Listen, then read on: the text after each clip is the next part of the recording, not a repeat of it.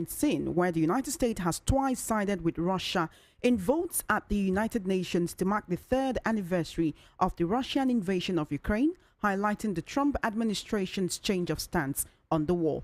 First, the U.S. opposed a European drafted resolution condemning Moscow's actions and supporting Ukraine's territorial integrity, voting the same way as Russia and countries including North Korea and Belarus at the United Nations General Assembly in New York.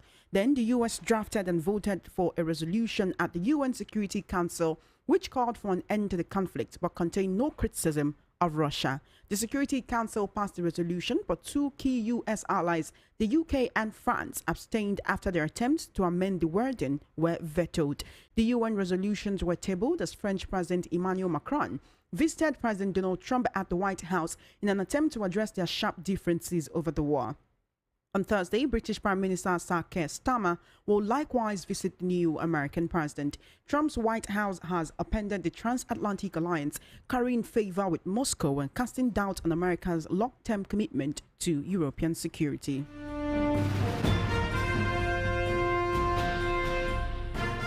In a tragic development, police in Uganda are investigating the death of a Nigerian professional footballer who allegedly fell from a shopping mall in the capital, Kampala. 29-year-old Abubakar Lawal reportedly fell from a third-floor balcony at the Voice Mall shopping arcade where he had gone to visit a Tanzanian friend. He was taken to hospital where he was pronounced dead, according to the police. Lawal was a striker playing for local team Viper Sports Club, which has expressed its sadness for the untimely passing. Tribute have been flowing in for the footballer, who has been with the Vipers club since July 2022 after a 2-year stint with AS Kigali in Rwanda. Former Kaduna State Governor Nasir El-rufai has said President Tinubu and not the National Assembly rejected him as minister. El-rufai disclosed this during a Monitor television interview on Monday, wherein he rubbished speculation that the National Assembly rejected him. In August 2023, El-rufai withdrew his hat from the ministerial race following his controversial Senate screening. The ex-governor has now clarified that contrary to public opinion, he was ousted from the ministerial race by President Tinubu. He said the decision followed previous public appeals from the president to join his cabinet. El-rufai, who has been critical of President Tinubu's performance thus far, reiterated his disappointment, lamenting the president's inability to match the very high expectations he set for himself. Let's take a listen to El-rufai talking about this situation. When I supported President Tinubu before the primaries, it was a decision that we took, the leaders of the APC took in Kaduna. Who would we support? Okay, we've succeeded in ensuring that power goes to the south, okay? And we know that all the northern candidates will go nowhere. Yahya Bello, Ahmed Long, we knew, all right? But among the southerners, who do we support? They know those that are my friends. Tinubu was not my friend. I was never close to him. But the consensus of the APC in Kaduna was that we should support Bola Tinubu because he is the one that is more likely to win. Because politicians make these calculations, all right? And I said, fine. You are the delegates. I was not a delegate. Go and vote for him if that's what you think. But before you do, the night of the convention, I will go and ask President Buhari, who does he want? Because APC Kaduna is Buhari's APC. It's not APC Katsina. Buhari lives more in Kaduna than Katsina. So I went to President Buhari that night. I said, the delegates are waiting for your final word, who to vote for. And he said, Malam, go and tell the Kaduna delegates from me to vote their conscience. In 2023, I was a governor. I was a state governor. And whatever decision we took must reflect the values of Ahmadu Bello, Aminu Kanu, Sakashmi Ibrahim, J.S. Tak, our leaders in the north that had a handshake across the Niger with our southern brothers and built trust. That was the duty imposed on me as a governor. I was not an ordinary person. I was the representative of late Ahmadu Bello, Aminu Kanu, and so on. These were the values we were pursuing. It was not about personal interest. Now I'm a private citizen, okay? Now I'm not sure I will be in the APC in 2027. So I cannot answer that question. As a private citizen, I can afford to be reckless and say, you know what? We gave the Southerners their chance. They gave us Tinubu. Has he done well? If he hasn't done well by 2027, let's vote him out, okay? I would prefer that a Southerner succeeds Tinubu. But at the end of the day, in the party that I would be, whether it is APC or any other party, the calculation has to be who will win. And as I told you earlier, in Kaduna, when we looked at all the Southern aspirants, our caucus said, look, Tinubu has the best chance of winning. Our party must win. Whatever the baggage he comes with, let's manage it after we win. It is the same way these decisions are taken. Now, in 2027, I will not be a governor. So I will not have the sort of clout that I had in 20. All right, then you just listened to the former Kaduna State Governor El-rufai talking about how it was President Tinubu and not the National Assembly who actually rejected him as a minister. Meanwhile, El-rufai has also accused the National Security Advisor Nuhu Ribadu of plotting to tarnish his reputation due to his 2031 presidential ambition. The former minister of the FCT alleged that Ribadu is collaborating with Governor Uba Sani of Kaduna State and the Independent Corrupt Practice and Other Related Offences Commission, ICPC, to destroy his image. According to him, Ribadu is nursing a presidential ambition in 2031 and he's ready to eliminate every northerner that he thinks is on the radar. Now let's take a listen to El-rufai accusing Ribadu of trying to tarnish his image. I thought my commissioners or any one of us would be charged for billions. But these are paltry amounts. Now, what's happening in the ICPC? The EFCC has done its investigations and they have not charged anybody because there is nothing, all right? But the ICPC, whose chairman is the brother of a friend of ours called Farouk Adamu Aliyu, who is a very close friend of Nuhu Ribadu, reports to Nuhu Ribadu on this. This project of destroying Nasir El-rufai is Nuhu Ribadu's conception. He's the architect and he's the builder of that project and he's the one working with Ubasani to implement it. So far, it has been frustrating for them because they have not been able to find anything. In fact, what they have resorted to doing in the last 2 weeks is to be calling lower level people and some of my officials and saying, implicate Nasir El-rufai and your problems will go away. This is what the ICPC has become. The EFCC is far more professional. They have done a much better job of it. And now that we have seen that the whole thing is a charade, we are going to start fighting back. Okay?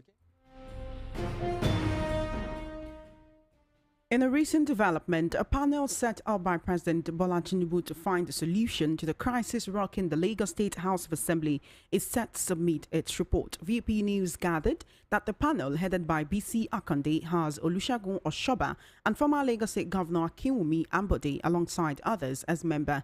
The panel, which has been meeting since last Sunday, has reportedly drawn up a list of 7 lawmakers to replace the Assembly Speaker Mojisola Miranda and take the speakership seat back to Lagos West.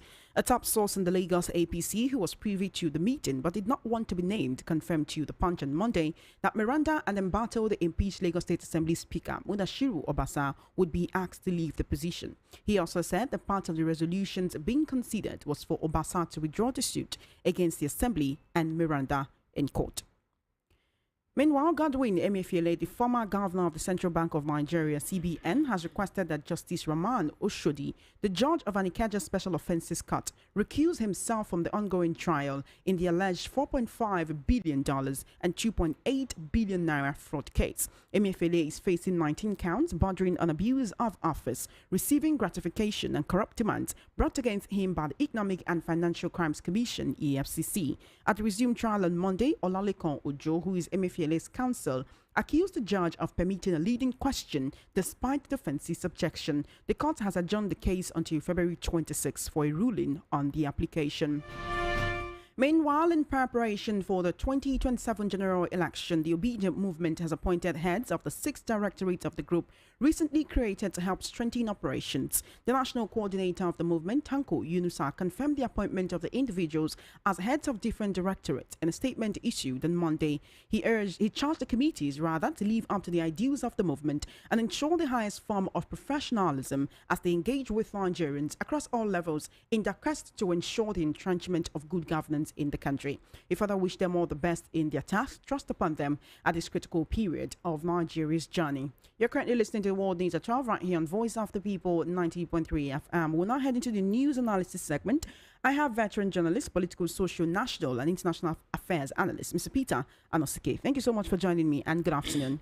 Thank you for having me. Always a pleasure to have you here and discuss issues in the news. I want to begin with El-rufai and most of what he said yesterday in his very first media interview after leaving the office of governor of Kaduna State. And one of the things he said was that President Tinubu begged him to work with him. So I want to play this particular audio where at a gathering, President Tinubu was actually referring to El-Rufai and doing the begging that El-Rufai claimed. So let's take a listen before we actually head in fully into the news analysis segment.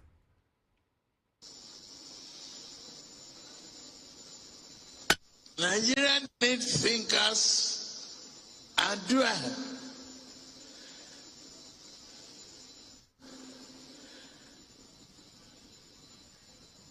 And that is, I'm openly begging Nasir El-Rufai not to run away for additional degree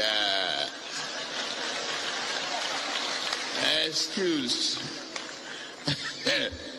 He's going to Cairo, PhD and everything.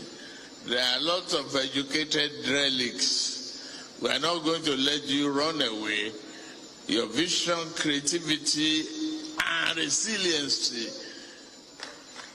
in turning a rotten situation to a bad one is necessary at this critical time.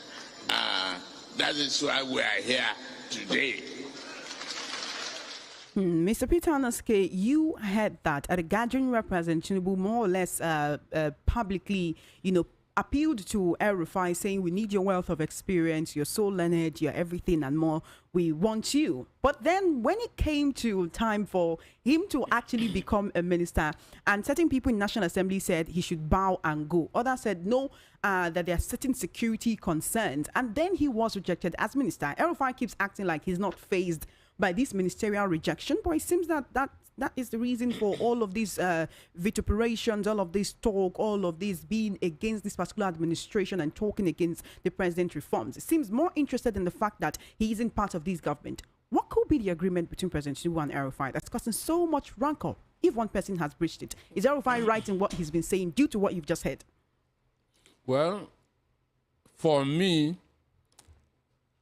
even before Tinubu was sworn in, even before the election, I said it that in this studio that if Tinubu wins, he's going to run Babangida kind of administration, because Babangida was known as the Maradona. And that's exactly what Tinubu is doing since he was sworn in as the president. Tinubu took El-Rufai to Chatham Hall, and El-Rufai was among those that answered questions there. And there, Tinubu said that these are those who are going to run his administration. He said it there that these are the people that are going to run his administration. So El-Rufai had high hopes, which seem to have been dashed. He gave him high hopes. He gave him high hopes. Then, and he also promised El-Rufai that El-Rufai is going to be in charge of energy, that's electricity. So I don't really know what must have caused the change of mind. So he is right by saying that it is not the National Assembly that rejected him, that is Tinubu. My reason, we have a rubber stamp National Assembly. We have a rubber stamp Senate, that even if you bring Lawrence Anini to the Senate, Akpabio will confirm him. Understand me? Bring a dog to the National Assembly, Akpabio Senate will confirm him. So if Tinubu had wanted El-Rufai to be confirmed, the Senate would not have said no. As I said, we have a rubber stamp Senate. So he was right by saying that it was Tinubu that rejected him, that Tinubu had a change of mind. El-Rufai claims that President Tinubu was never his friend. If that is the case, it seems so pained by the turn of events. He speaks about pursuing value and not personal interests. But what are the values of the APC? Well, El-Rufai was one of those that stuck out his neck for Tinubu to to be the APC presidential candidate and also for Tinubu to win the election. Now, saying that Tinubu was never his friend, I don't believe him. I don't believe him because El-rufai and Tinubu were among the 34 people that signed the form for that APC form for INEC to register it in 2013. So saying that El-rufai is not that Tinubu is not his friend, I don't subscribe to that. They may not be intimate, but they are friends. Understand? And he stuck out his neck for him. When Emefiele came out with the new Naira notes, El-rufai was the first person that to court. Understand? And said that it was because of Bonda Ahmed Tinubu's ambition. So nobody in the north fought for El-rufai, for Tinubu more than El-rufai. So I wonder why he's saying that he's not he's a friend. El-rufai is saying that there is anger in the north and nobody from the region will vote for President Tinubu today. And that is why there seems to be so many political permutations ahead of 2027 and why he seems to be rallying other opposition figures. He says he may be leaving the APC, he may not be part of the APC in 2027, but he's definitely not going to the PDP, maybe another opposition party. Well, the issue is this, every politician has a sleeve up his, they always have what they want to hide from the people. The more you look, the less you see. He said that he's still in APC, but he is doing he is damaging APC because he said that all the high hopes that they had on Boname Tinubu of changing the country based on what he did as a Lagos State governor had been dashed. Understand me? So that he is demarketing both Tinubu and the APC, which shows that he has no intention of remaining in the party. Ahead of 2027. Ahead of 2027.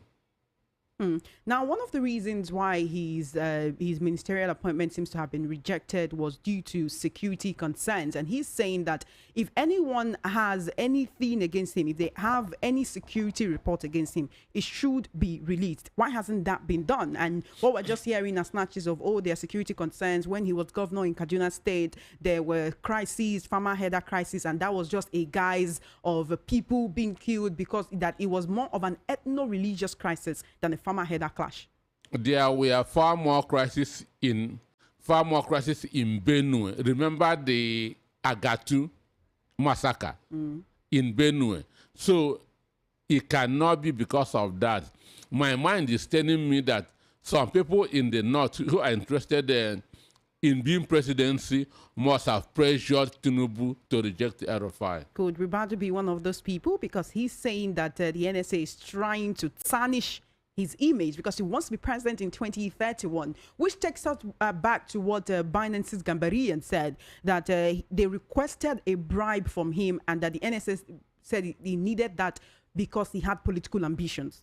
I have said this more than 2 months ago, that Ribadu has presidential ambition and he's looking at the southeast to pick his vice presidential candidate. Understand me? That movement is already on. Shetima has a presidential ambition and he's looking to the southwest to pick his own vice presidential candidate. So they can deny it in the open, but behind the scene they are already working on it. So Ribadu will not be sincere to himself, saying that he has never discussed presidential ambition. It is his right to run for the president of the country. He is qualified. So do any other person. So he cannot say he has run before. He ran in 2011 under AC. He has run before and he wants to run again. And he has already started making the move. As I said, he wants to pick somebody from the southeast as his vice presidential candidate, but I don't want to mention that the name of the governor here. All right. Here's one thing. El-Rufai was a very vocal advocate for the Muslim ticket, but it seems that because the current administration does not favor him, he's now seeking a North-South alliance against 2027. Recall when he said, none can campaign under the Christian flag and succeed in Nigeria. We taught them a lesson. We did it in Kaduna. Now we've done it on national levels. Peter Obi and Khan are now quiet. We will do this for 20 years, and that is how peace will reign. And this seemed to be when he was so sure that he had a place in this administration, but things are now going left, and he's speaking in a very different way. Do you personally believe in El-Rufai trying to affect political change in Nigeria's political sphere right now? James Hadley Chase wrote that if you have overconfidence, you'll be hit with a sucker punch. So El-Rufai was hit with a sucker punch. He began to act like a god.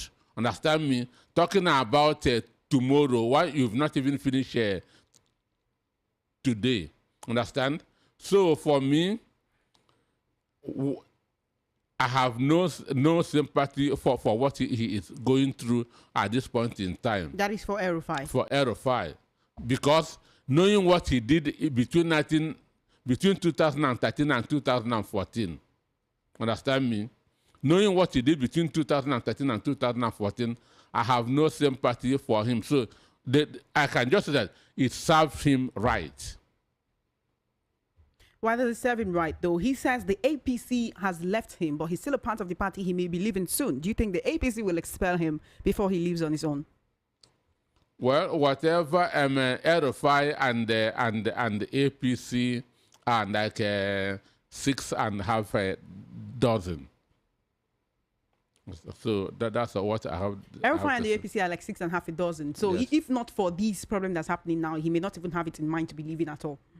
Both of them are the same thing in character and in content. There are certain people who feel that El-Rufai's main ambition was actually to succeed President Tinubu, and that's why he boasted about the Muslim ticket, as his intention was to work for the current president. So when it comes to the turn of the North, he will then be the candidate. El-Rufai wanted to play the game that Tinubu played. Understand me? Tinubu just put Buhari there in 2015, counting time. 8 years after, power will go to the south, it will become my turn. Understand me? That was the same game that El-Rufai wanted. I'll support power going to the south. I'll support Boname Tinubu. 8 years afterwards, power will go to the north. It will become my turn. So Eminoko is what is in his own mind. After Tinubu's 8 years. Another Emilokon. Yes, after Tinubu's 8 years, it will now become his own turn.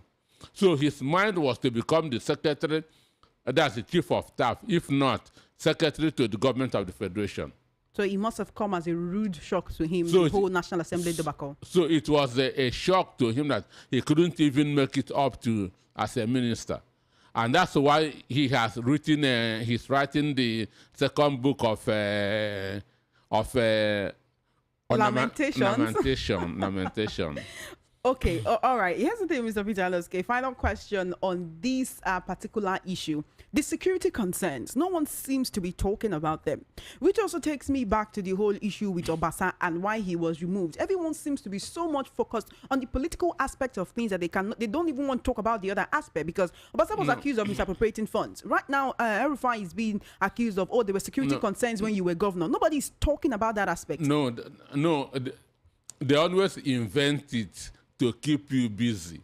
Understand me?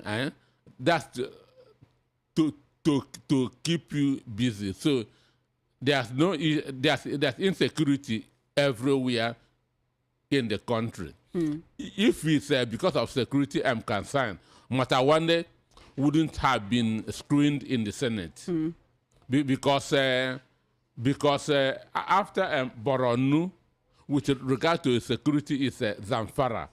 Understand? So if it's a security concern, the Minister of Defense State wouldn't have been have been screened, wouldn't have become a minister. But these guys, they will just invent something to keep you busy. So that security concern was invented to reject him because they want to make him impotent before 2031. So that particular one was the issue of giving a dog a bad name. Yes, this is a game that the always just get something hang on his neck, understand? Use it, render him impotent so that he will not be able to aspire. So it is a game in this game. All right, let's come to the Lagos Assembly crisis. There are reports and speculations that Obasa may withdraw his lawsuit challenging his removal, and Miranda may step aside, as a list of 7 names has been drawn by a committee reportedly set aside by President Tinubu to seek an end to the Lagos Assembly crisis. Now, the thing is, this committee has reportedly drawn up 7 names, and these people, they're supposed to come from the Lagos West. And someone else is supposed to come in. That's where Obasa comes from. But why does it have to be Lagos West, though? If they say they don't want Obasa, Miranda is already there, why not leave her there? No, that's Obasa is from West. Obasa is from West. And that's the problem that APC is having now nationally. The problem that PDP is having now nationally. Because the person that was removed for Damagu to become acting national chairman was from North Central. The person that was removed before Ganduje become national chairman of APC was from North Central. So someone has to complete that. So somebody from that senatorial zone, understand me, or from that geopolitical zone, has to complete that tenure. So that's why they say that it is only somebody from Lagos West that will take over from Obasa. And you know, Lagos West is the biggest senatorial zone in the state, comprised of 10 local governments. When you look at it, Mr. Peter Nosuke, the 3 arms of government, they're supposed to have their own independence, free from interference from any other arm, from any other external factors. Separation of powers. Separation of powers. Where is the independence of the legislature to make its own decisions here? Because this whole thing came up with the lawmaker saying we don't want Obasa, and going with his deputy at the time, which is now the Speaker of the House, Mojisola Miranda. If the GSE and former governors are wading into the issue so that the Lagos APC will not suffer, I recall asking this question yesterday. What about the other 2 members of the Labour Party who are lawmakers in that Lagos Assembly? What about the independence of the legislature? Well, is this intervention or interference? Well, it is interference. It is interference. But the truth is that there's no separation of powers in the Nigerian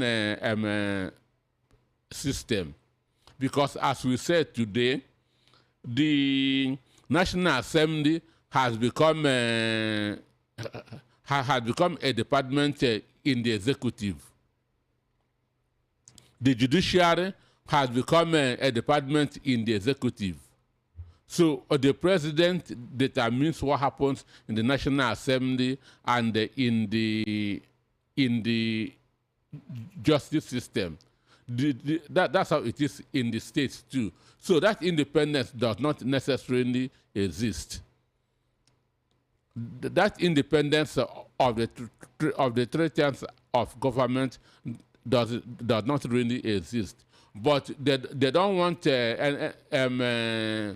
anything to happen here. So for there there's to be peace among them, not for the masses, because they don't care for the masses.